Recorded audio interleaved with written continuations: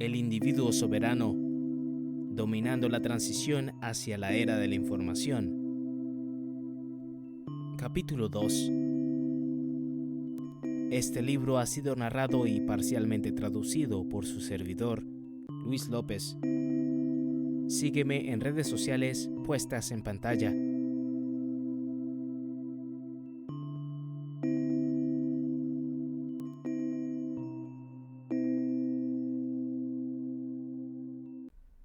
Capítulo 2. Transformaciones megapolíticas en perspectiva histórica. En la historia, como en la naturaleza, el nacimiento y la muerte están igualmente equilibrados. Johann Huizinga. La disminución del mundo moderno. En nuestra opinión, usted está siendo testigo nada menos que de la disminución de la edad moderna. Es un desarrollo impulsado por una lógica despiadada pero oculta. Más de lo que comúnmente entendemos, más de lo que la CNN y los periódicos nos dicen, el próximo milenio ya no será, cito, moderno. Decimos esto no para implicar que usted se enfrenta a un futuro salvaje o atrasado, aunque eso es posible, sino para enfatizar que la etapa de la historia que ahora se abre será cualitativamente diferente de aquella en la que usted nació. Algo nuevo está por venir.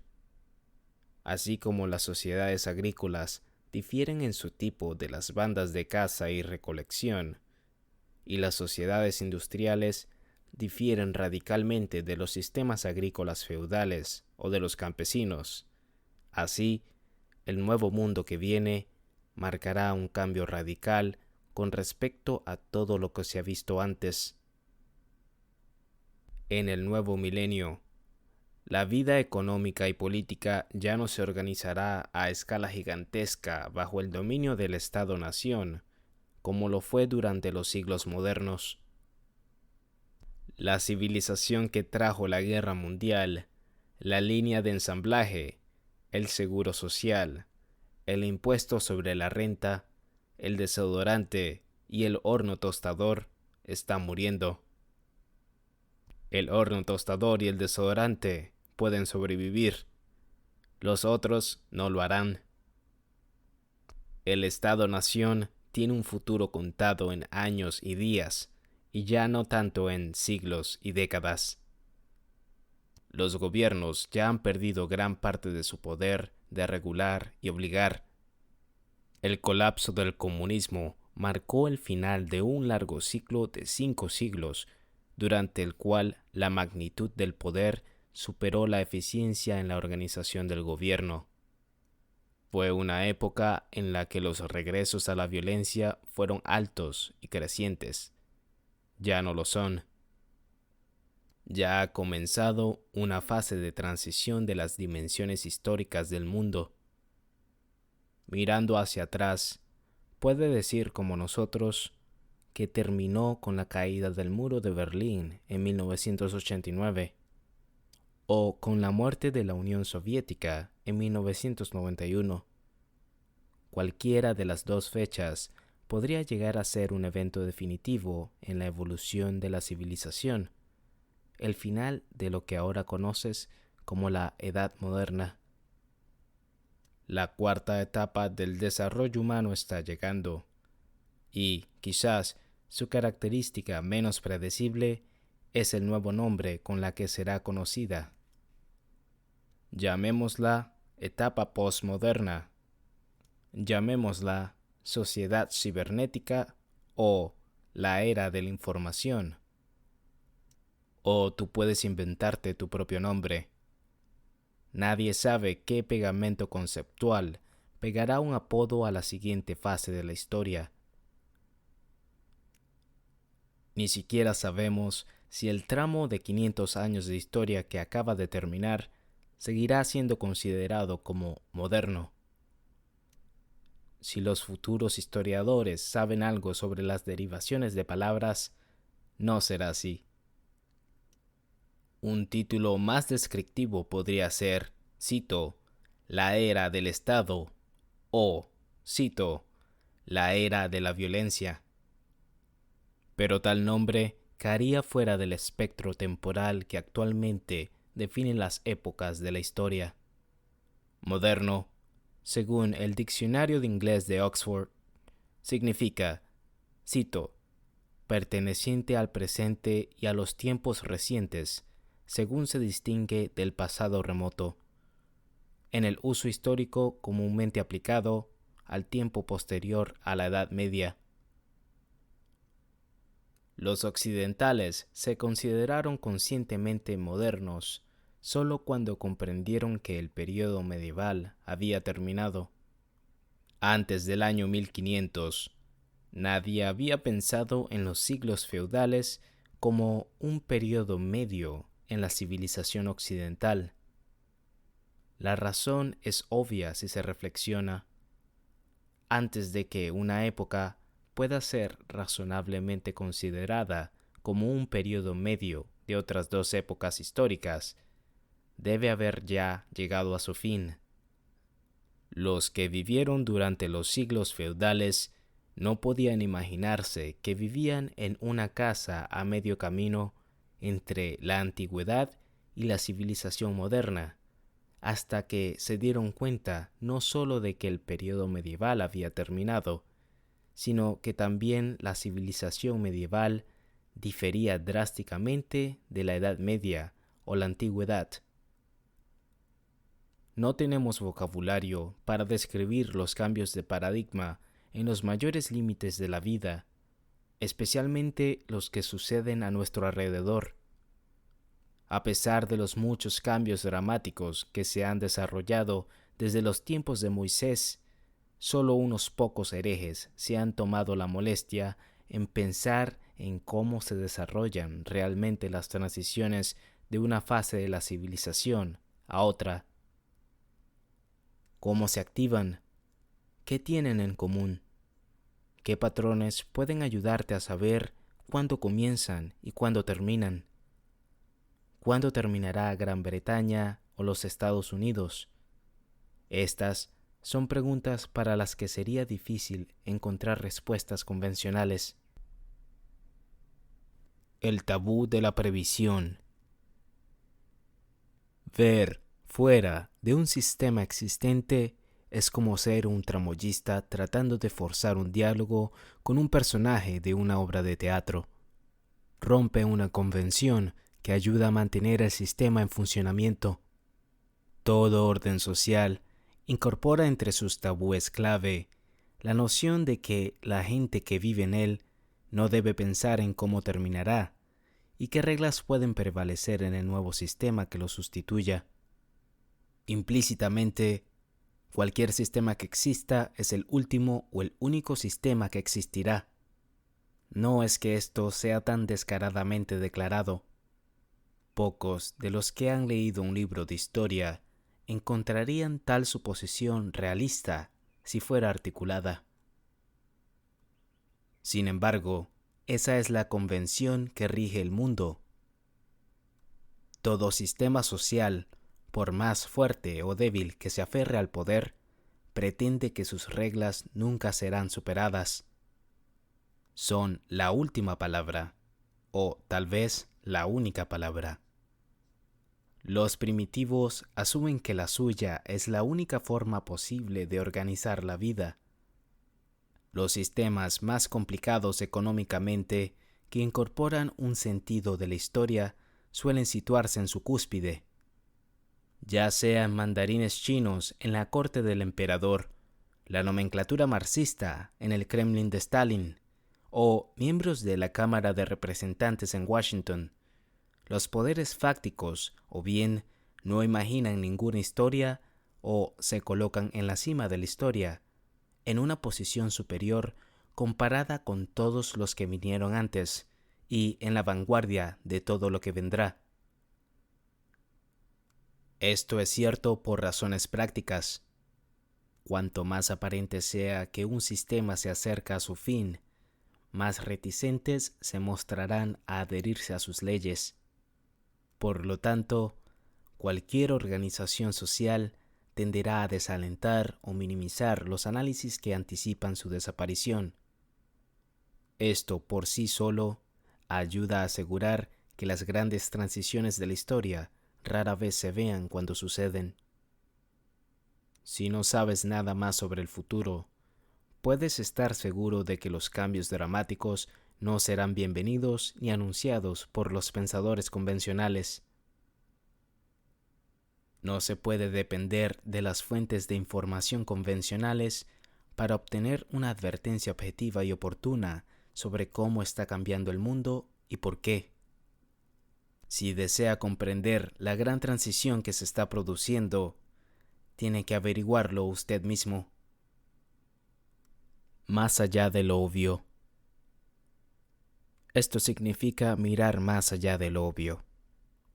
El registro muestra que incluso las transiciones que son innegablemente reales en retrospectiva pueden no ser reconocidas durante décadas o incluso siglos después de que ocurran.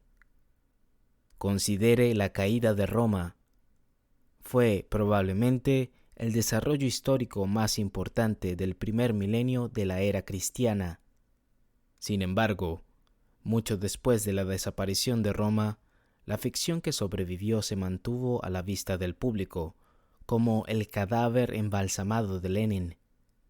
Nadie que dependiera de las pretensiones de los funcionarios para entender las noticias se habría enterado de que Roma había caído hasta mucho después de que esa información dejara de tener importancia. La razón no fue simplemente la insuficiencia de las comunicaciones en el mundo antiguo. El resultado habría sido muy similar si la CNN hubiera estado milagrosamente en el negocio, pasando su cinta de video en septiembre del año 476. Fue entonces cuando el último emperador romano de Occidente, Rómulo Augustulo, fue capturado en Ravenna y retirado por la fuerza a una villa en Campania con una pensión. Incluso si Wolf Blitzer hubiera estado allí con minicámaras grabando la noticia en el 476, es poco probable que él o cualquier otra persona se hubiera atrevido a caracterizar esos eventos como marcando el fin del Imperio Romano. Eso, por supuesto, es exactamente lo que los últimos historiadores dijeron que sucedió. Los editores de la CNN probablemente no habrían aprobado un titular que dijera, cito, «Roma cayó esta noche». Los poderes que se niegan a que Roma haya caído. Los vendedores de noticias rara vez son partidarios de la controversia en formas que socavarían sus propios beneficios. Pueden ser partidarios, incluso pueden serlo de manera escandalosa, pero rara vez informan de conclusiones que convenzan a los suscriptores de cancelar sus suscripciones y dirigirse a las colinas.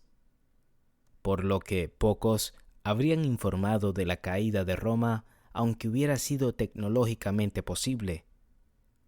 Los expertos habrían dicho que era ridículo hablar de la caída de Roma. Haber dicho lo contrario hubiera sido malo para los negocios y, tal vez, malo para la salud de los que hacían los informes. Los poderes de la Roma de finales del siglo V eran bárbaros y negarían que Roma hubiese caído. Pero no se trata simplemente de que las autoridades dijeran, cito, «No informe de esto o lo mataremos». Parte del problema era que Roma ya estaba tan degenerada en las últimas décadas del siglo V que su caída eludió genuinamente la atención de la mayoría de las personas que la vivieron. De hecho, fue una generación más tarde, antes de que el conde Marcellinus dijera por primera vez que, cito, «el Imperio Romano de Occidente pereció con este Augusto». Muchas décadas más pasaron, quizás siglos, antes de que hubiera un reconocimiento común de que el Imperio Romano en Occidente ya no existía. Ciertamente Carlo Magno, creía que era un legítimo emperador romano en el año 800. El punto no es que Carlomagno y todos los que pensaron en términos convencionales sobre el Imperio Romano después del 476 fueran tontos. Al contrario, la caracterización de los desarrollos sociales es frecuentemente ambigua.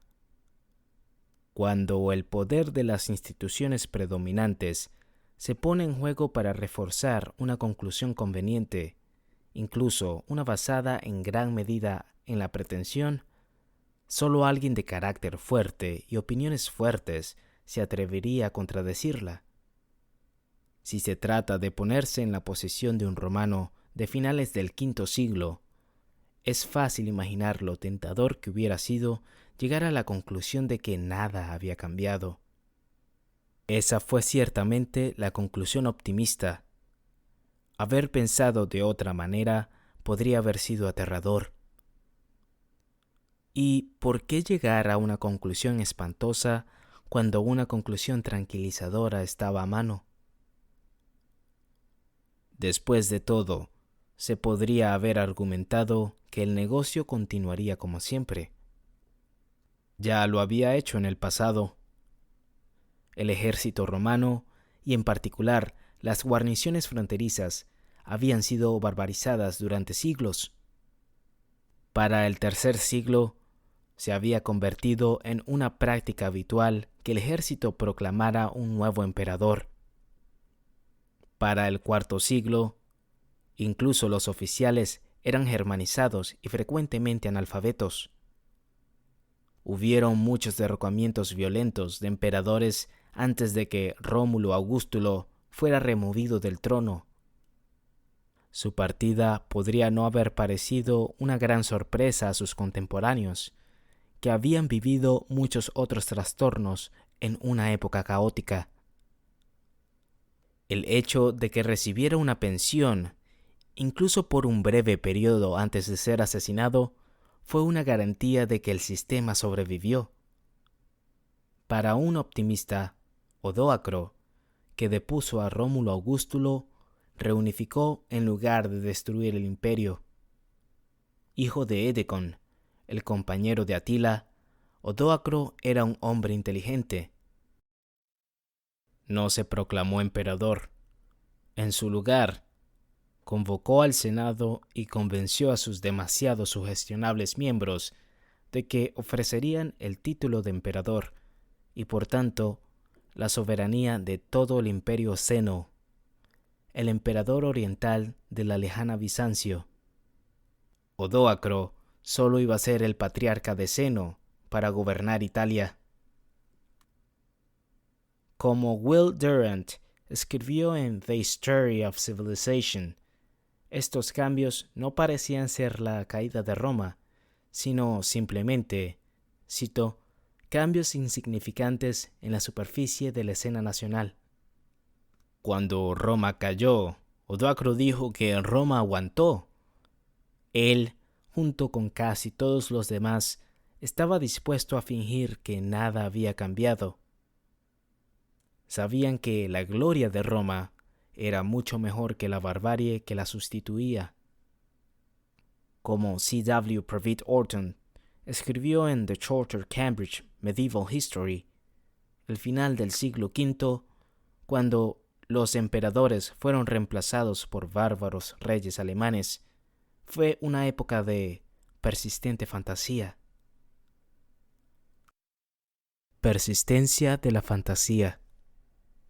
Esta fantasía implicaba la preservación de la fachada del antiguo sistema, aunque su esencia estaba deformada por la barbarie. Las viejas formas de gobierno permanecieron iguales cuando el último emperador fue reemplazado por un teniente bárbaro. El Senado aún se reunió. La, cito, prefectura pretoriana y otros altos cargos continuaron y fueron ocupados por inminentes romanos. Consueles fueron nominados por un año. Cito, la administración civil romana sobrevivió intacta De hecho, en cierto modo, permaneció intacta hasta el nacimiento del feudalismo a finales del siglo X. En ocasiones públicas, la antigua insignia imperial seguía siendo utilizada. El cristianismo todavía era la religión del Estado. Los bárbaros todavía pretendían deber lealtad al emperador oriental en Constantinopla y a las tradiciones del derecho romano. De hecho, en palabras de Durant, cito, «En Occidente, el gran imperio ya no existía». ¿Y qué? El lejano ejemplo de la caída de Roma es relevante por varios motivos al contemplar las condiciones del mundo actual.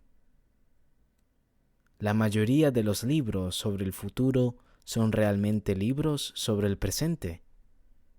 Hemos tratado de remediar ese defecto haciendo de este libro sobre el futuro, primero que nada, un libro sobre el pasado. Pensamos que es probable que usted obtenga una mejor perspectiva sobre lo que el futuro tiene reservado si ilustramos importantes puntos megapolíticos sobre la lógica de la violencia con ejemplos reales del pasado. La historia es un profesor increíble. Las historias que tienen que contar son más interesantes que cualquier otra que podamos inventar. Y muchas de las más interesantes se relacionan con la caída de Roma. Documentan importantes lecciones que podrían ser relevantes para su futuro en la era de la información. En primer lugar, la caída de Roma es uno de los ejemplos más vívidos de la historia de lo que sucedió en una transición importante, cuando la escala de gobierno se estaba derrumbando. Las transiciones del año 1000 también implicaron el colapso de la autoridad central, y lo hicieron de manera que aumentó la complejidad y el alcance de la actividad económica. La revolución de la pólvora de finales del siglo XV supuso grandes cambios en las instituciones que tendieron a elevar y no reducir la escala de gobierno. Hoy, por primera vez en 1000 años, las condiciones megapolíticas en Occidente están socavando y destruyendo gobiernos, conglomerados empresariales, sindicatos y muchas otras instituciones que operan a gran escala. Por supuesto, el colapso en la escala de gobierno al final del Imperio Romano tuvo causas muy diferentes a las que prevalecen ahora en el advenimiento de la era de la información. Parte de la razón por la que Roma cayó es simplemente que se había expandido más allá de la escala en la que las economías de la violencia podían mantenerse. El costo de mantener las lejanas fronteras del imperio excedió las ventajas económicas que una antigua economía agrícola podía soportar. El peso de los impuestos y la reglamentación necesarios para financiar el esfuerzo militar aumentó hasta superar la capacidad de carga de la economía. La corrupción se hizo endémica. Una gran parte del esfuerzo de los comandantes militares, como ha documentado el historiador Ramsay MacMillan, se dedicó a la búsqueda de, cito, beneficios ilícitos de su mando. Uno de los observadores del cuarto siglo, Synesius, describió como, cito, la guerra en tiempos de paz, una casi peor que la guerra bárbara y que surge de la indisciplina de los militares y la codicia de los oficiales. Otro importante factor que contribuyó al colapso de Roma fue el déficit demográfico causado por las plagas antoninas. El colapso de la población romana en muchas áreas obviamente contribuyó a la debilidad económica y militar. Nada de eso ha ocurrido hoy en día, al menos no todavía. Si adoptamos una perspectiva más amplia, quizás el azote de las nuevas plagas agrave los desafíos de la evolución tecnológica en el nuevo milenio. El aumento sin precedentes de la población humana en el siglo XX crea un objetivo tentador para los microparásitos de rápida mutación. Los temores sobre el virus del ébola o algo parecido que invade las poblaciones metropolitanas pueden estar bien fundados, pero este no es lugar para considerar la coevolución de los humanos y las enfermedades. Por muy interesante que sea el tema, nuestro argumento en esta coyuntura no es acerca de por qué cayó Roma, o incluso acerca de si el mundo de hoy es vulnerable a algunas de las mismas influencias que contribuyeron a la decadencia de Roma. Se trata de algo diferente. Se trata de saber la forma en que las grandes transformaciones de la historia son percibidas. La gente es siempre y en todas partes, hasta cierto punto conservadora, con una pequeña C. Esto implica una renuncia a pensar en términos de disolver las convenciones sociales venerables, derribar las instituciones aceptadas y desafiar las leyes y los valores de los que se derivan. Pocos se inclinan a imaginar que cambios aparentemente menores en el clima o la tecnología o alguna otra variable pueden ser de alguna manera responsables de cortar las conexiones con el mundo de sus padres. Los romanos se negaban a reconocer los cambios que se desarrollaban a su alrededor. Nosotros también lo hacemos. Sin embargo, lo reconozcamos o no, estamos viviendo un cambio de estación histórica, una transformación en la forma en que las personas organizan sus medios de vida y se defienden, que es de tal alcance que inevitablemente transformará a toda la sociedad. El cambio será tan profundo, de hecho, que para comprenderlo no será necesario dar casi nada por sentado. Se le invitará a creer, en casi todos los casos, que las próximas sociedades de la información serán muy parecidas a la sociedad industrial en la que usted creció. Lo dudamos. El microprocesamiento disolverá el mortero en los ladrillos, alterará tan profundamente la lógica de la violencia que inevitablemente cambiará la forma en la que la gente organiza sus medios de vida y se defiende. Sin embargo, la tendencia será la de restar importancia a la inevitabilidad de estos cambios, o argumentar sobre su conveniencia, como si estuviera dentro del mandato de las instituciones industriales el determinar cómo evoluciona la historia.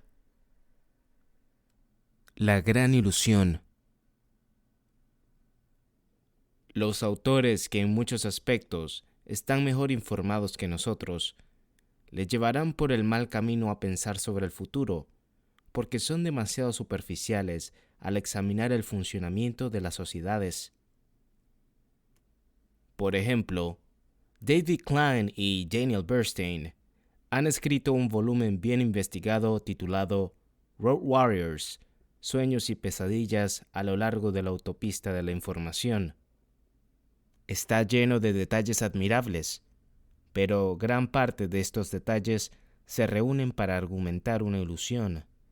La idea, y cito, de que los ciudadanos pueden actuar juntos, conscientemente, para dar forma a los procesos económicos y naturales espontáneos que ocurren a su alrededor. Aunque no sea obvio, esto equivale a decir que el feudalismo podría haber sobrevivido si todos se hubieran dedicado a la caballería de nuevo. Nadie en una corte de finales del siglo XV habría objetado tal sentimiento. De hecho, hubiera sido una herejía hacerlo. Pero también habría sido totalmente engañoso, un ejemplo de la serpiente tratando de encajar en el futuro en su vieja piel. Las causas básicas del cambio son precisamente las que no están sujetas a un control consciente. Son los factores que alteran las condiciones en las que la violencia paga. De hecho, están tan alejados de cualquier medio obvio de manipulación que ni siquiera son sujetos de maniobras políticas en un mundo saturado de política. Nadie ha marchado nunca en una manifestación gritando: aumenten las economías de escala en el proceso de producción. Ningún estandarte ha exigido nunca, cito, inventar un sistema de armas que aumente la importancia de la infantería. Ningún candidato prometió alterar el equilibrio entre la eficiencia y la magnitud en la producción contra la violencia. Tales lemas serían ridículos, precisamente porque sus objetivos están más allá de la capacidad de cualquiera de afectar conscientemente. Sin embargo, como exploraremos, estas variables determinan cómo funciona el mundo en un grado mucho mayor que cualquier plataforma política. Si se piensa con cuidado, debería ser obvio que las transiciones importantes de la historia rara vez son impulsadas principalmente por los deseos humanos. No ocurren porque la gente se harte de un modo de vida y de repente prefieran otro. Un momento de reflexión sugiere el porqué. Si lo que la gente piensa y desea fuera el único factor determinante de lo que sucede, entonces todos los cambios abruptos de la historia tendrían que explicarse por cambios bruscos de humor, ajenos a cualquier cambio en las condiciones reales de vida. De hecho, esto nunca sucede. Solo en los casos de problemas médicos que afectan a unas pocas personas, vemos fluctuaciones arbitrarias en el estado de ánimo que parecen totalmente divorciadas de cualquier causa objetiva. Por regla general, un gran número de personas no deciden de repente, de una sola vez, abandonar su forma de vida, simplemente porque les parezca divertido hacerlo. Ningún forajido ha dicho nunca: estoy cansado de vivir en tiempos prehistóricos, preferiría la vida de un campesino en un pueblo agrícola. Cualquier cambio decisivo en los patrones de comportamiento y valores es invariablemente una respuesta a un cambio real en las condiciones de vida. En este sentido, al menos, la gente siempre es realista. Si sus puntos de vista cambian abruptamente, probablemente indica que se han enfrentado a algún tipo de desviación de las condiciones familiares. Una invasión, una plaga, un cambio climático repentino o una revolución tecnológica que altera sus medios de vida o su capacidad para defenderse. Lejos de ser el producto del deseo humano, los cambios históricos decisivos suelen confundir el deseo de estabilidad de la mayoría de las personas. Cuando se producen cambios, suelen causar una desorientación generalizada, especialmente entre quienes pierden ingresos o posición social. Mirará en vano las encuestas de opinión pública u otras medidas para comprender cómo se desarrolla probablemente la próxima transición megapolítica. La vida sin previsión. Si no percibimos la gran transición que se está produciendo a nuestro alrededor, es en parte porque no deseamos ver. Nuestros antepasados que buscaban alimentos pueden haber sido igual de obstinados, pero ellos tenían una mejor excusa. Nadie hace 10.000 años podía prever las consecuencias de la revolución agrícola. De hecho, nadie podría haber previsto mucho más allá de dónde encontrar la próxima comida. Cuando comenzó la agricultura, no había ningún registro de eventos pasados de los que se pudiera sacar una perspectiva del futuro. Ni siquiera había sentido occidental del tiempo dividido en unidades ordenadas, como segundos, minutos, horas, días, etc., para medir los años.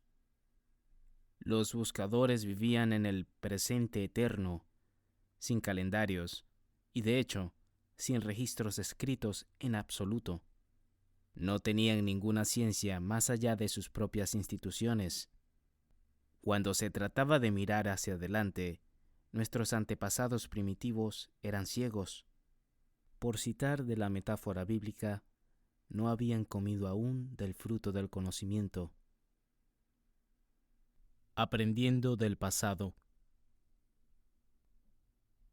Por suerte, tenemos una mejor posición estratégica.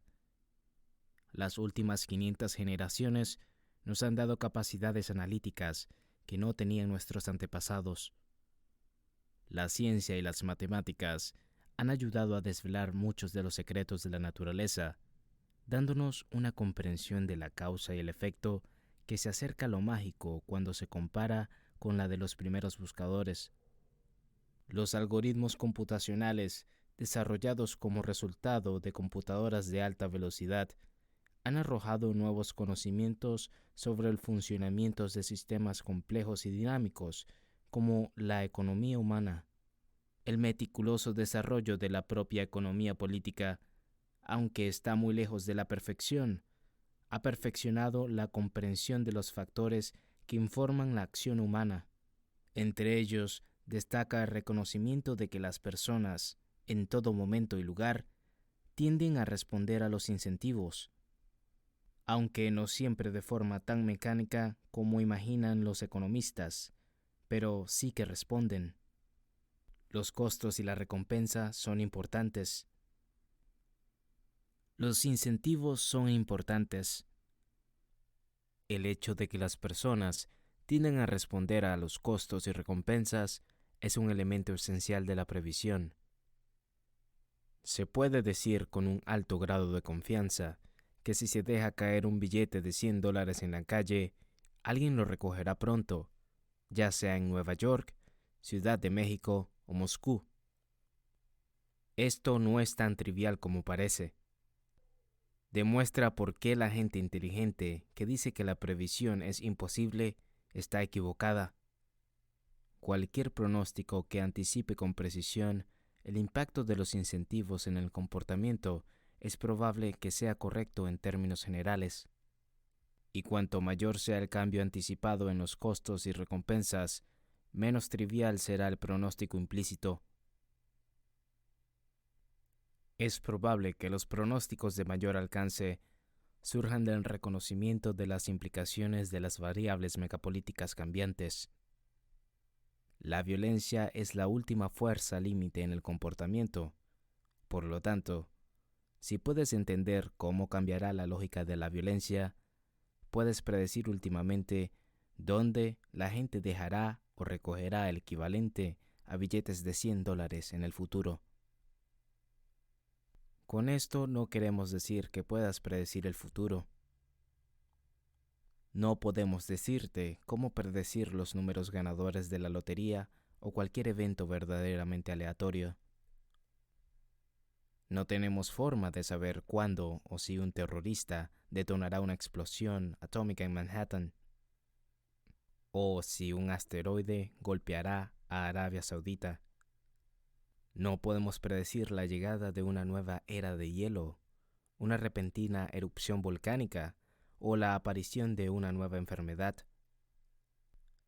El número de eventos desconocidos que podrían alterar el curso de la historia es grande. Pero conocer lo incognoscible es muy diferente de sacar las implicaciones de lo que ya se conoce.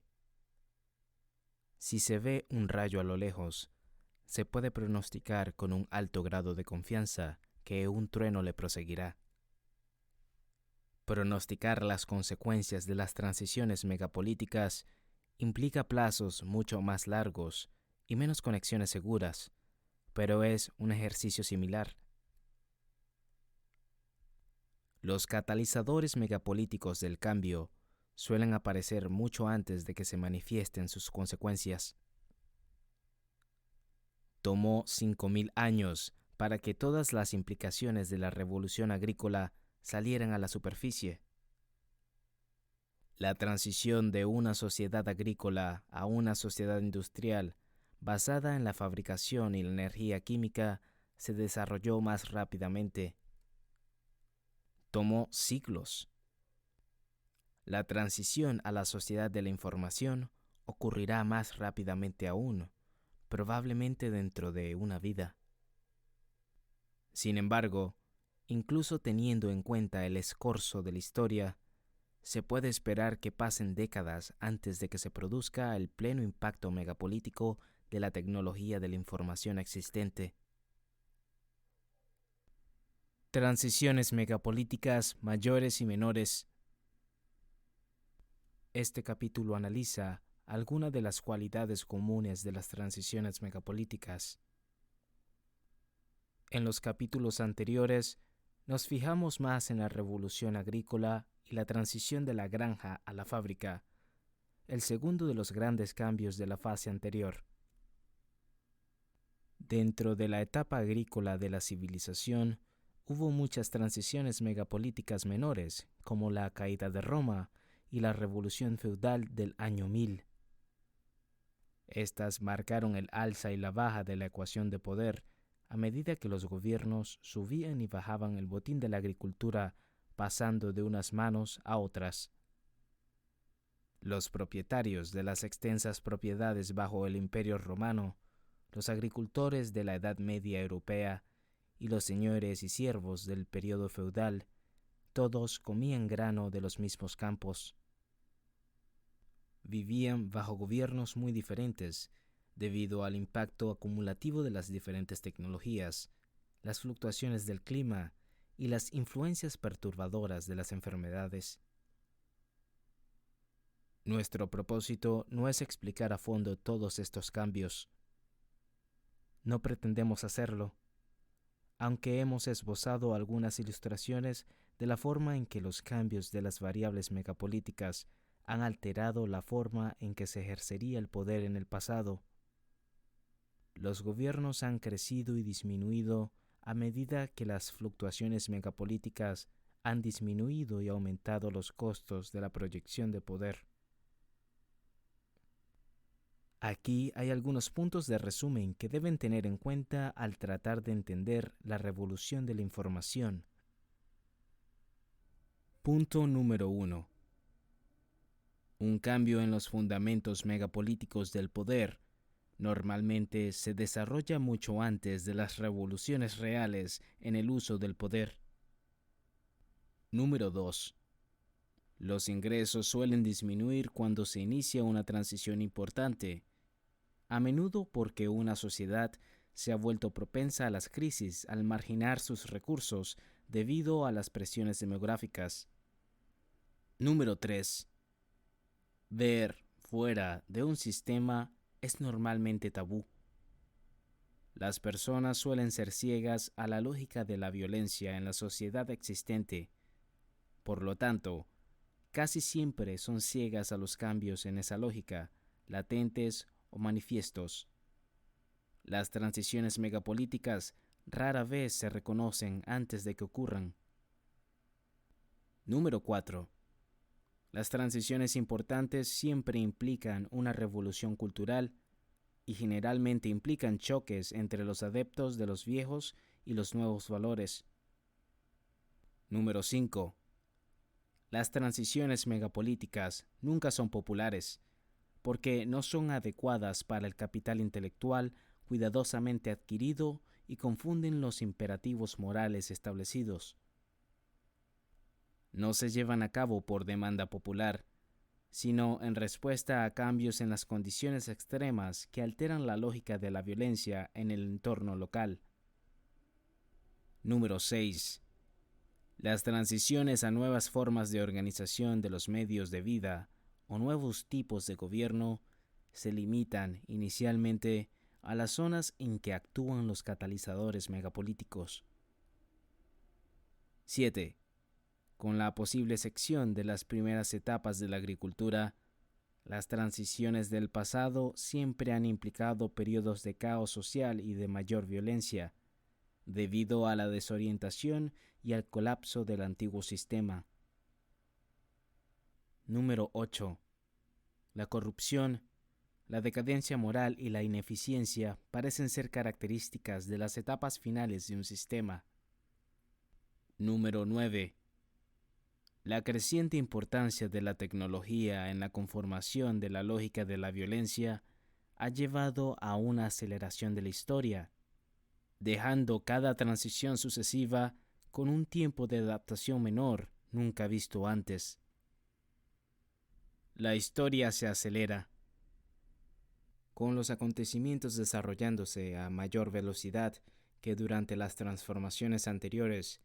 La comprensión temprana de cómo cambiará el mundo podría resultar mucho más útil para usted de lo que hubiera sido para sus antepasados en una coyuntura equivalente en el pasado. Incluso si los primeros agricultores hubieran comprendido milagrosamente todas las implicaciones megapolíticas de la labranza de la tierra, esta información habría sido prácticamente inútil, porque tendrían que pasar miles de años antes de que se completara la transición a la nueva fase de la sociedad. Hoy no es así. La historia se ha acelerado. Los pronósticos que anticipan correctamente las implicaciones megapolíticas de la nueva tecnología probablemente sean mucho más útiles hoy en día. Si podemos desarrollar las implicaciones de la actual transición a la sociedad de la información en la misma medida en que alguien con conocimientos actuales podría haber captado las implicaciones de las transiciones pasadas a la agricultura y la fábrica, esa información debería ser mucho más valiosa ahora. En pocas palabras, el horizonte de acción de los pronósticos megapolíticos se ha reducido a su rango más útil dentro del lapso de una sola vida. Mirando hacia atrás a través de los siglos, o incluso si miramos solo al presente, podemos observar claramente que muchos hombres se han ganado la vida, a menudo muy bien, gracias a su especial habilidad en la aplicación de armas de violencia, y que sus actividades han tenido una parte muy importante en la determinación de los usos que se hicieron en los escasos recursos. Frederick C. Lane. Nuestro estudio de la megapolítica es un intento de hacer justamente eso: sacar las implicaciones de los factores cambiantes que alteran los límites donde se ejerce la violencia. Estos factores megapolíticos determinan en gran medida cuándo y dónde la violencia paga. También ayudan a informar la distribución de los ingresos en el mercado. Como lo expresó claramente el historiador económico Frederick Lane, la forma en que se organiza y controla la violencia desempeña un papel importante en la determinación de, cito, qué usos se hacen de los recursos escasos. Un curso intensivo de megapolítica. El concepto de megapolítica es muy poderoso. Ayuda a iluminar algunos de los principales misterios de la historia. Cómo los gobiernos suben y bajan y en qué tipo de instituciones se convierten. El momento y el resultado de las guerras. Los patrones de prosperidad y declive económico. Al aumentar o disminuir los costos y recompensas de la proyección de poder, la megapolítica rige la capacidad de las personas para imponer su voluntad a los demás. Esto ha sido así desde las primeras sociedades humanas en adelante. Todavía lo es.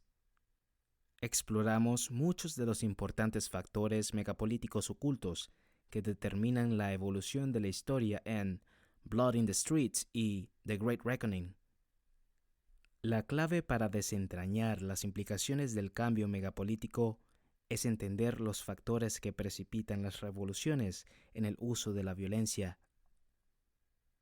Estas variables pueden agruparse de alguna manera arbitraria en 4 categorías: topografía, clima, microorganismos y tecnología.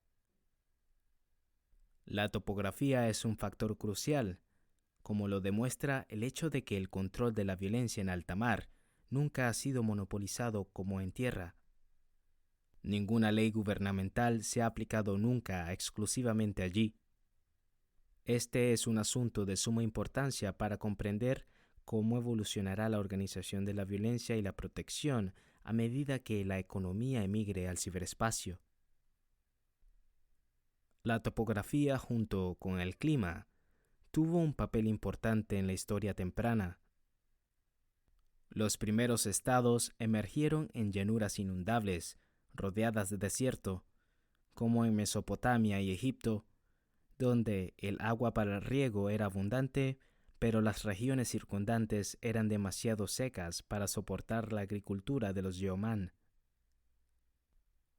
En esas condiciones, los agricultores individuales se enfrentaban a un costo muy elevado por no cooperar en el mantenimiento de la estructura política.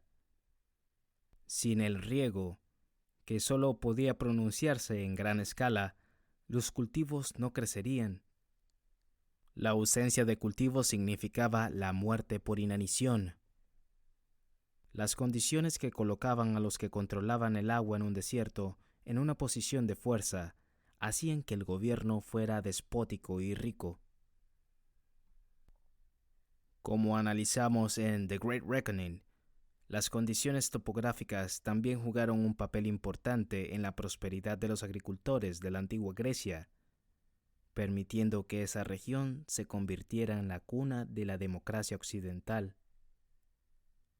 Dadas las condiciones de transporte que prevalecían en la región del Mediterráneo hace 3000 años, era casi imposible para las personas que vivían a más de unas pocas millas del mar competir en la producción de cultivos de alto valor del mundo antiguo, aceitunas y uvas. Si el aceite y el vino tenían que ser transportados a cualquier distancia por tierra, los costos de transporte eran tan grandes que no podían ser vendidos con ganancia. La elaborada línea de costa del litoral griego significaba que la mayoría de las áreas de Grecia no estaban a más de 20 millas del mar. Esto daba una ventaja decisiva a los agricultores griegos sobre sus potenciales competidores en las zonas sin litoral. Debido a esta ventaja en el comercio de productos de alto valor, los agricultores griegos obtenían altos ingresos por el control de solo pequeñas parcelas de tierra. Estos altos ingresos les permitían comprar costosas armaduras. Los famosos hóplitas de la antigua Grecia eran agricultores o terratenientes que se armaban a sus expensas. Bien armados y motivados, los hóplitas griegos eran formidables militarmente y no podían ser ignorados. Las condiciones topográficas eran la base de la democracia griega, así como las de otro tipo dieron lugar a los despotismos orientales de Egipto y otros lugares. El clima también ayuda a establecer los límites dentro de los cuales se puede ejercer la fuerza bruta. Un cambio climático fue el catalizador de la primera gran transición de la búsqueda de alimento a la agricultura. El final de la última era de hielo, hace unos 13.000 años, llevó a la alteración radical de la vegetación. Comenzando en el cercano oriente, donde la era de hielo retrocedió primero, un aumento gradual de la temperatura y de las precipitaciones extendió los bosques a zonas que anteriormente habían sido pastizales. En particular, la reducción de los bosques hayales redujo seriamente la dieta humana. Como dijo Susan Ayling Gregg en Foragers and Farmers, cito: "El establecimiento de los bosques de hayas debe haber tenido graves consecuencias para las poblaciones humanas, vegetales y animales locales. El dosel de un bosque de robles es relativamente abierto y permite que grandes cantidades de luz solar lleguen al suelo del bosque. Se desarrolla un exuberante sotobosque de arbustos mixtos, bosques y pastos, y la diversidad de plantas sustenta una gran variedad de vida silvestre. Por el contrario, el dosel de un bosque de hayas está cerrado y el suelo del bosque está muy sombreado. Aparte de un brote de anuales de primavera antes de la aparición de las hojas, solo se encuentran juncos tolerantes a la sombra, helechos y unas pocas hierbas. Con el tiempo, los densos bosques invadieron las llanuras abiertas, extendiéndose por toda Europa hasta las estepas orientales. Los bosques redujeron la superficie de pastoreo disponible para mantener a los animales grandes, haciendo cada vez más difícil que la población de forrajeros humanos se mantenga a sí misma. La población de cazadores-recolectores había crecido demasiado durante la prosperidad de la era de hielo como para mantenerse con las menguantes manadas de grandes mamíferos, muchas especies de las cuales fueron cazadas hasta la extinción. La transición a la agricultura no fue una elección de preferencia, sino una improvisación adoptada bajo coacción para compensar las carencias de la dieta. El forrajeo siguió predominando en las zonas más septentrionales, donde la tendencia al calentamiento no había afectado negativamente a las zonas de los grandes mamíferos, y en las selvas tropicales, donde la tendencia al calentamiento mundial no tuvo el efecto perverso de reducir el suministro de alimentos. Desde el advenimiento de la agricultura, ha sido mucho más común que los cambios se precipiten por el enfrentamiento y no por el calentamiento del clima. Una modesta comprensión de la dinámica del cambio climático en las sociedades pasadas bien podría resultar útil en caso de que los climas sigan fluctuando. Si se sabe que una caída de 1 grado centígrado en promedio reduce la temporada de cultivo de 3 a 4 semanas y afecta 500 pies de la máxima elevación a la que se puede cultivar, entonces se sabe algo acerca de las condiciones límites que confinarán la acción de la gente.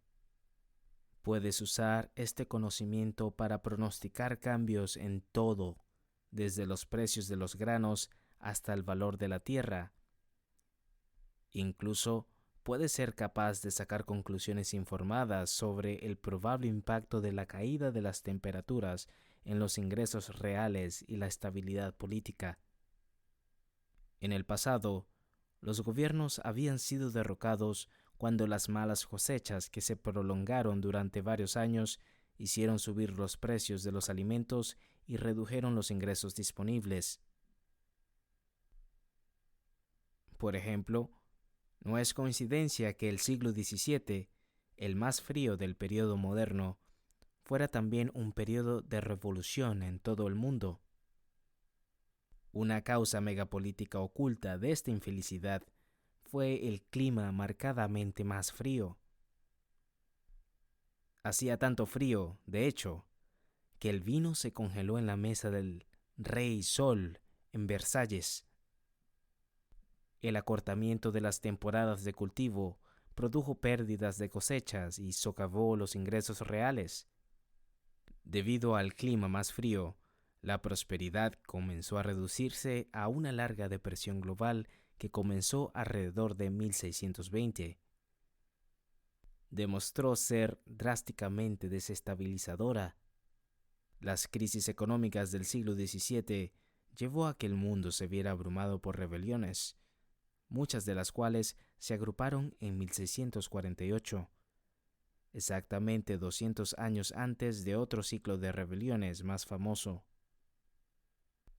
Entre 1640 y 1650 hubo rebeliones en Irlanda, Escocia, Inglaterra, Portugal, Cataluña, Francia, Moscú, Nápoles, Sicilia, Brasil, Bohemia, Ucrania, Austria, Polonia, Suecia, los Países Bajos y Turquía. Incluso China y Japón fueron barridos por los disturbios. También puede no ser una coincidencia que el mercantilismo haya predominado en el siglo XVII durante un periodo de reducción del comercio. El cierre económico fue quizás más pronunciado a finales de siglo. Cito, cuando ocurrió una terrible hambruna. En el siglo XVIII, especialmente después de 1750, las temperaturas más cálidas y el mayor rendimiento de los cultivos habían empezado a aumentar los ingresos reales en Europa occidental, lo suficiente como para ampliar la demanda de productos manufacturados. Se adoptaron más políticas de libre mercado. Esto condujo a un estallido autorreforzado de crecimiento económico a medida que la industria se expandía a una escala mayor, en lo que comúnmente se describe como la revolución industrial.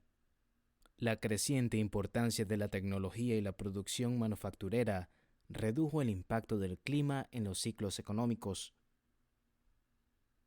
Sin embargo, incluso hoy en día, no se debe subestimar el impacto del clima repentinamente más frío en la disminución de los ingresos reales, incluso en regiones ricas como América del Norte. Existe una fuerte tendencia a que las sociedades se vuelvan propensas a la crisis cuando la configuración existente de las instituciones ha agotado su potencial.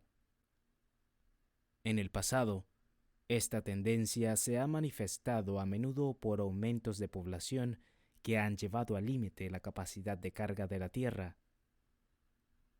Esto ocurrió tanto antes de la transición del año 1000 como nuevamente a finales del siglo XV. La caída de los ingresos reales causada por las malas cosechas y los menores rendimientos desempeñó un papel importante en ambos casos en la destrucción de las instituciones predominantes. Hoy en día, la marginación se manifiesta en los mercados de crédito al consumo. Si el clima bruscamente frío redujera el rendimiento de los cultivos y disminuyera los ingresos disponibles, ello daría lugar a la quiebra de la deuda y a rebeliones fiscales. Si el pasado sirve de guía, podría producirse tanto un cierre económico como una inestabilidad política. Los microbios transmiten el poder de hacer daño o la inmunidad al daño de maneras que, a menudo, han determinado la forma en que se ejerció el poder. Este fue ciertamente el caso en la conquista europea del Nuevo Mundo, como exploramos en el libro The Great Reckoning. Los colonos europeos llegaron de sociedades agrícolas asentadas, plagadas de enfermedades. Trajeron consigo una relativa inmunidad a las infecciones infantiles, como el sarampión. Los indígenas que encontraron vivían en gran parte en bandas de forrajeo poco pobladas. No poseían tal inmunidad y fueron diezmados. A menudo, la mayor mortalidad se producía incluso antes de que llegaran los blancos, ya que los indios que se encontraron por primera vez con los europeos en las costas viajaban tierra adentro con infecciones. También existen barreras microbiológicas para ejercer el poder. En nuestro libro Blood in the Streets, discutimos el papel que las potentes cepas de malaria sirvieron para que el África tropical fuera inmune a la invasión del hombre blanco durante muchos siglos. Antes del descubrimiento de la quinina a mediados del siglo XIX, los ejércitos blancos no podían sobrevivir en regiones palúdicas, por muy superiores que fueran sus armas. La interacción entre los seres humanos y los microbios también ha producido importantes efectos demográficos que han alterado los costos y las recompensas de la violencia.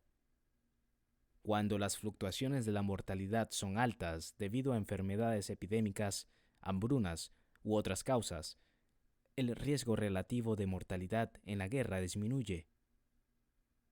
La disminución de la frecuencia de las erupciones en las tasas de mortalidad a partir del siglo XVI ayuda a explicar el menor tamaño de las familias y, en última instancia, la tolerancia mucho menor de la muerte súbita en la guerra hoy en día en comparación con el pasado.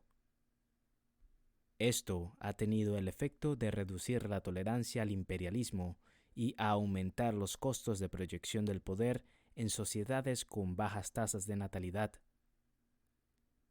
Las sociedades contemporáneas, que comprenden familias pequeñas, tienden a encontrar intolerable incluso un pequeño número de muertes en batalla. Por el contrario, las primeras sociedades modernas eran mucho más tolerantes con los costos de mortalidad asociados al imperialismo. Antes de este siglo, la mayoría de los padres daban a luz a muchos niños, algunos de los cuales se esperaba que murieran de forma aleatoria y repentina por enfermedad. En una época en que la muerte temprana era algo común, Los aspirantes a soldados y sus familias se enfrentaban a los peligros del campo de batalla con menor resistencia. La maquinaria es agresiva, el tejedor se convierte en una red, el maquinista en una máquina. Si no usas herramientas, ellas te usan a ti. Emerson.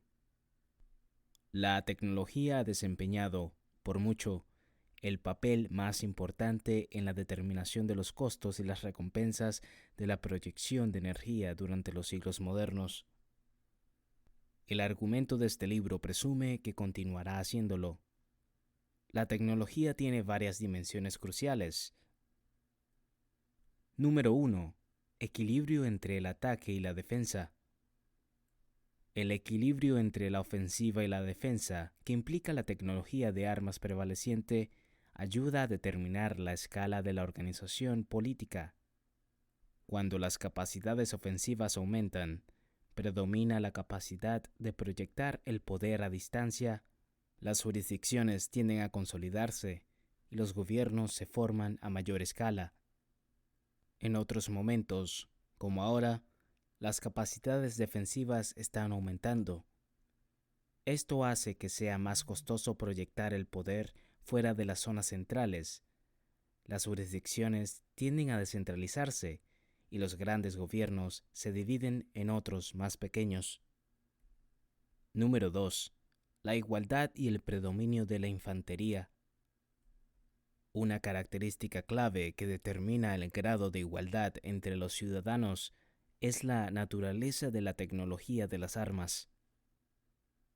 Las armas, que son relativamente baratas, que pueden ser empleadas por no profesionales y que realzan la importancia militar de la infantería, tienden a igualar el poder. Cuando Thomas Jefferson escribió, cito, "Todos los hombres son creados iguales", estaba diciendo algo que era mucho más cierto de lo que una declaración similar hubiera parecido siglos antes. Un granjero con su rifle de caza no solo estaba tan bien armado como el típico soldado británico con su Brown Bees, estaba mejor armado. El granjero con el rifle podía disparar al soldado desde una distancia mayor y con mayor precisión que el soldado podía devolver el fuego. Esto era una circunstancia muy diferente de la Edad Media, cuando un granjero con una horquilla, que no podía permitirse más, apenas podía esperar enfrentarse a un caballero fuertemente armado a caballo. Nadie escribía en 1276 que todos los hombres son creados iguales. En ese momento, en el sentido más manifestantemente importante, los hombres no eran iguales. Un solo caballero ejercía mucha más fuerza bruta que docenas de campesinos juntos. Número 3. Ventajas y desventajas de la escala en la violencia. Otra variable que ayuda a determinar si hay unos pocos gobiernos grandes o muchos pequeños es la escala de la organización necesaria para desplegar las armas predominantes. Cuando hay cada vez más regresos a la violencia, es más gratificante operar los gobiernos a gran escala. Por lo tanto, los gobiernos tienden a ser más grandes. Cuando un grupo pequeño puede disponer de medios eficaces para resistir un asalto de un grupo grande, como ocurrió durante la Edad Media, la soberanía tiende a fragmentarse. Las autoridades pequeñas e independientes ejercen muchas de las funciones del gobierno. Como exploramos en un último capítulo, creemos que la era de la información traerá el amanecer de los cibersoldados, que serán los heraldos de la devolución. Los cibersoldados podrían ser desplegados no solo por las naciones-estado, sino por organizaciones pequeñas e incluso por individuos. Las guerras del próximo milenio incluirán algunas batallas casi incruentas libradas con computadoras. Número 4. Economías de la escala en la producción. Otro factor importante que pesa en la balanza a la hora de determinar si el poder final se ejerce localmente o a distancia es la escala de las empresas predominantes en las que la gente se gana la vida. Cuando las empresas cruciales solo pueden funcionar de manera óptima cuando están organizadas en gran escala en una zona comercial amplia, los gobiernos que se expanden para proporcionar ese entorno a las empresas bajo su protección pueden obtener suficiente riqueza adicional para pagar los costos de mantener un sistema político amplio. En esas condiciones, toda la economía mundial suele funcionar más eficazmente cuando una potencia mundial suprema domina a todas las demás, como hizo el Imperio Británico en el siglo XIX. Pero a veces las variables megapolíticas se combinan para producir economías de escala decrecientes. Si los beneficios económicos de mantener una gran área comercial disminuyen, los gobiernos más grandes que anteriormente prosperaban gracias a la explotación de los beneficios de abarcar áreas comerciales pueden comenzar a separarse, incluso si el balance de armamento entre la ofensiva y la defensa se mantiene de otra manera muy parecido a como había sido. Número 5. Dispersión de la tecnología. Otro factor que contribuye a la ecuación de poder es el grado de dispersión de las tecnologías clave. Cuando las armas o herramientas de producción pueden ser efectivamente acaparadas o monopolizadas, tienden a centralizar el poder.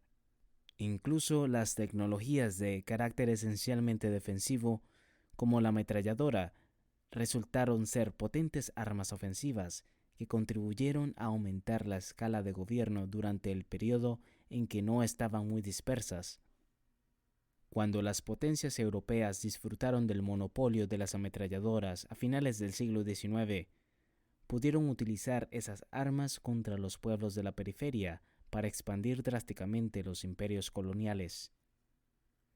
Más tarde, en el siglo XX, cuando las ametralladoras se hicieron ampliamente accesibles, especialmente después de la Segunda Guerra Mundial, se desplegaron para ayudar a destruir el poder de los imperios.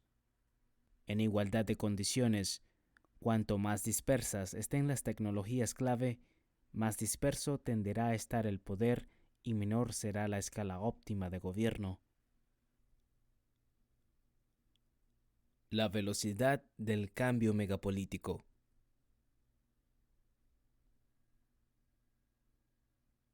Si bien la tecnología es, por mucho, el factor más importante hoy en día, y aparentemente cada vez más, los 4 principales factores megapolíticos han desempeñado un papel en la determinación de la escala en la que se podía ejercer el poder en el pasado. Juntos, estos factores determinan si los regresos a la violencia continúan aumentando a medida que la violencia se emplea a mayor escala.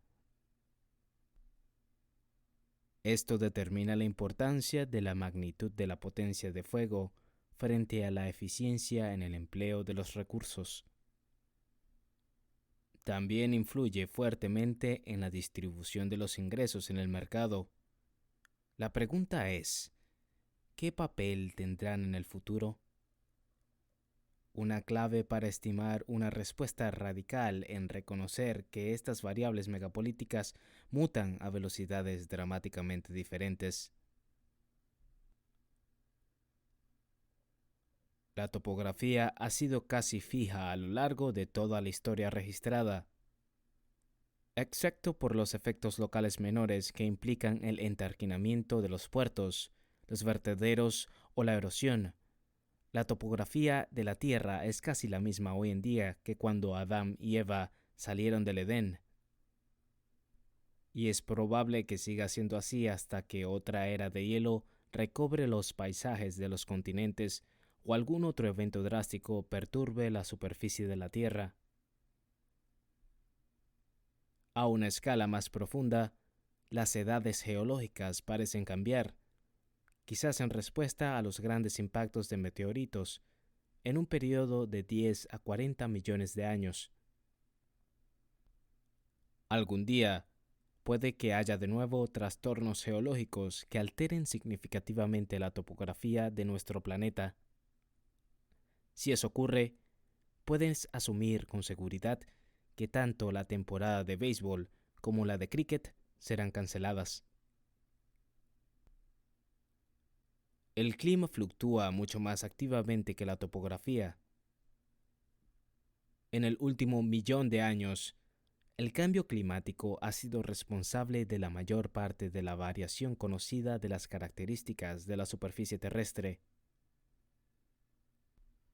Durante la era de hielo, los glaciares excavaron nuevos valles, alteraron el curso de los ríos, separaron islas de los continentes o las unieron bajando el nivel del mar. Las fluctuaciones climáticas han desempeñado un papel importante en la historia, primero al precipitar la revolución agrícola tras el cierre de la última era de hielo, y más tarde al desestabilizar los regímenes durante los periodos de temperaturas más frías y de sequía. Últimamente, ha habido preocupaciones sobre el posible impacto del, cito, calentamiento global. Estas preocupaciones no se pueden descartar de antemano. Sin embargo, tomando una perspectiva con un horizonte más largo, el riesgo más probable parece ser un cambio hacia un clima más frío, no más cálido. El estudio de las fluctuaciones de temperatura, basado en el análisis de los isótopos de oxígeno en muestras del fondo del océano, muestra que el periodo actual es el segundo más cálido en más de 2 millones de años. Si las temperaturas se volvieran más frías, como lo hicieron en el siglo XVII, eso podría resultar megapolíticamente desestabilizador. Las actuales alarmas sobre el calentamiento global pueden ser en ese sentido tranquilizadoras. En la medida que esto sea cierto, eso asegura que las temperaturas continuarán fluctuando dentro del rango anormalmente cálido y relativamente benigno, experimentado durante los últimos 3 siglos. La tasa de cambio en la influencia de los microbios en el ejercicio del poder es más bien un rompecabezas. Los microbios pueden mutar muy rápidamente. Esto es especialmente cierto en el caso de los virus. El resfriado común, por ejemplo, muta de forma casi calidoscópica. Sin embargo, aunque estas mutaciones se producen con rapidez, su impacto en el cambio de los límites en los que se ejerce el poder ha sido mucho menos abrupto que el cambio tecnológico. ¿Por qué? En parte porque el equilibrio normal de la naturaleza tiende a hacer que sea beneficioso para los microbios infectar, pero no destruir, a las poblaciones anfitrionas. Las infecciones virulentas que matan a sus huéspedes demasiado fácilmente tienden a erradicarse a sí mismas en el proceso. La supervivencia de los microparásitos depende de que no sean demasiado rápidos o uniformemente mortales para los huéspedes que invaden. Eso no quiere decir, por supuesto, que no pueda haber erupciones mortales de enfermedades que alteren el equilibrio del poder. Tales episodios han figurado prominentemente en la historia. La peste negra aniquiló grandes fracciones de la población de Eurasia y asestó un duro golpe a la versión del siglo XIV de la economía internacional. Lo que podría haber sido. La historia puede ser entendida en términos de lo que podría haber sido, así como lo que fue. No conocemos ninguna razón por la que los microparásitos no hayan podido seguir causando estragos en la sociedad humana durante el período moderno. Por ejemplo, es posible que las barreras microbiológicas al ejercicio del poder equivalentes al paludismo, pero más virulentas, pudieran haber detenido en seco la invasión occidental de la periferia. Los primeros intrépidos aventureros portugueses que navegaron en aguas africanas podrían haber contraído un retrovirus mortal, una versión más contagiosa del SIDA, que habría detenido la apertura de la nueva ruta comercial a Asia antes incluso de que ésta comenzara. También Colón y las primeras oleadas de colonos del Nuevo Mundo podrían haber encontrado enfermedades que los diezmaron de la misma manera que las poblaciones locales indígenas se vieron afectadas por el sarampión y otras enfermedades infantiles occidentales. Sin embargo, nada de eso ocurrió, una coincidencia que subraya la intuición de que la historia tiene un destino. Los microbios hicieron mucho menos para impedir la consolidación del poder en el período moderno que para facilitarlo. Las tropas occidentales y los colonos de la periferia encontraron a menudo que las ventajas tecnológicas que les permitían proyectar el poder estaban subrayadas por las microbiológicas. Los occidentales estaban armados con armas biológicas invisibles. Su relativa inmunidad a las enfermedades infantiles que frecuentemente devastaban a los pueblos nativos.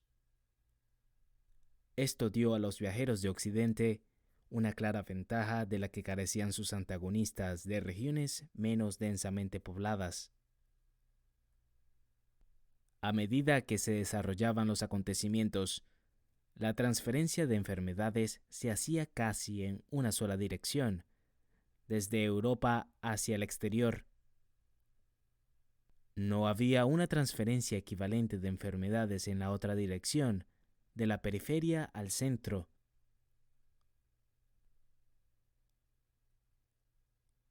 Como posible contraejemplo, algunos han afirmado que los exploradores occidentales importaron sífilis del Nuevo Mundo a Europa. Esto es discutible. Sin embargo, de ser cierto, no resultó ser una barrera significativa para el ejercicio del poder. El principal impacto de la sífilis fue el cambio de las costumbres sexuales en Occidente. Desde finales del siglo XV hasta el último cuarto del siglo XX, el impacto de los microbios en la sociedad industrial fue cada vez más benigno. A pesar de las tragedias personales y la infelicidad causadas por los brotes de tuberculosis, poliomielitis y gripe, no surgieron nuevas enfermedades en el periodo moderno que se acercaran siquiera al impacto megapolítico de las plagas antoninas o de la peste negra. El avance de la salud pública y la llegada de las vacunas y los antídotos redujeron en general la importancia de los microbios infecciosos durante el periodo moderno, aumentando así la importancia relativa de la tecnología en el establecimiento de los límites en el que se ejercía el poder. La reciente aparición del SIDA y las alarmas sobre la posible propagación de virus exóticos son indicios de que el papel de los microbios tal vez no sea tan megapolíticamente benigno en el futuro como lo ha sido en los últimos 500 años. Pero no se sabe cuándo o si una nueva plaga infectará al mundo. Una erupción de microparásitos, como una pandemia viral, en lugar de cambios drásticos en el clima o la topografía, lo más probable es que perturbe el predominio megapolítico de la tecnología. No tenemos forma de monitorear o anticipar desviaciones drásticas de la naturaleza de la vida en la Tierra, tal como la conocemos. Cruzamos los dedos y asumimos que las principales variables megapolíticas del próximo milenio serán tecnológicas más que microbiológicas. Si la suerte sigue acompañando a la humanidad, la tecnología continuará creciendo en prominencia como la principal variable megapolítica. Sin embargo, no siempre fue así. Como lo demuestra claramente un examen de la primera gran transformación megapolítica, la revolución agrícola,